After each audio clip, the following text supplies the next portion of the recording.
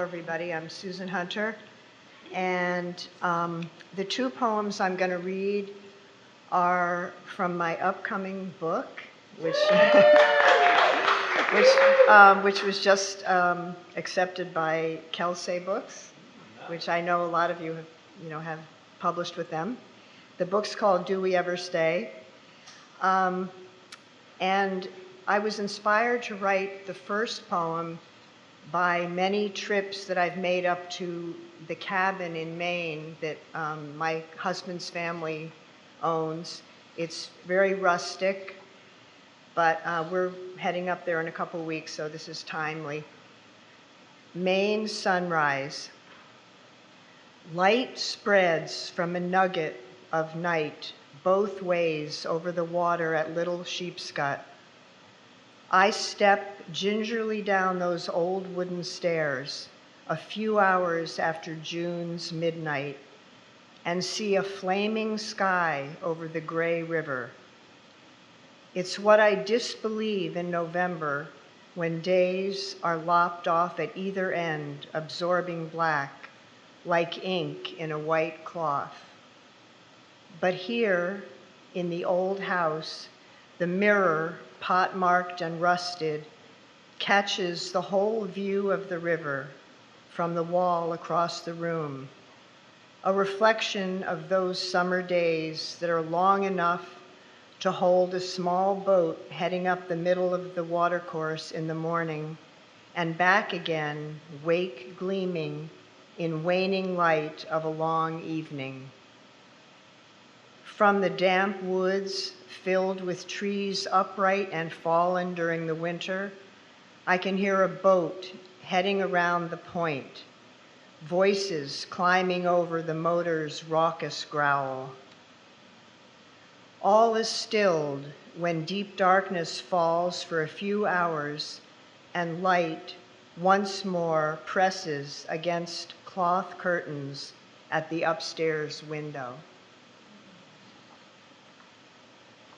And I think we all kind of look back at the time of the pandemic now as the time that's passed and hopefully won't come back again. And I think we all remember those days just before the pandemic hit and the lockdown started.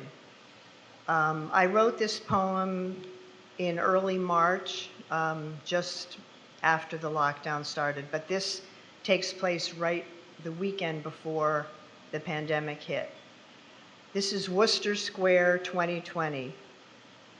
It was early March that year when I took a photo in our rented living room in New Haven.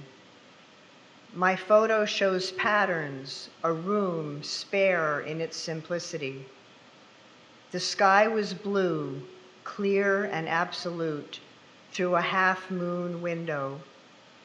The reflection of the sunlit window on the wall was more real than the window itself, and balancing above was a scalloped clock showing 2:55 p.m. If I had known, could I have stopped the hands, pulled them down and counter to what was to come?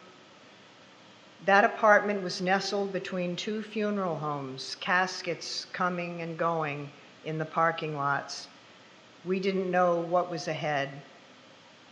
Across the street through the window was a white house with shadows cast by a large leafless tree.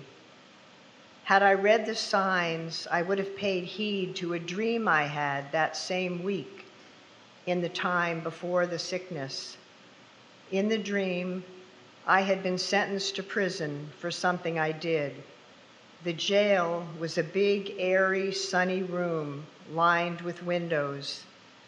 I had my clothes with me for the prison term, and I hung them on coat racks. When more people entered the room, I was surprised that I wouldn't be alone. I removed my clothes from the racks. Then a woman and I walked outside on a path surrounded by tall arching trees that made a domed covering. I could leave the prison to take walks during the time that started before we knew it, long before the sun made patterns on the wall of a lost world. Thank you.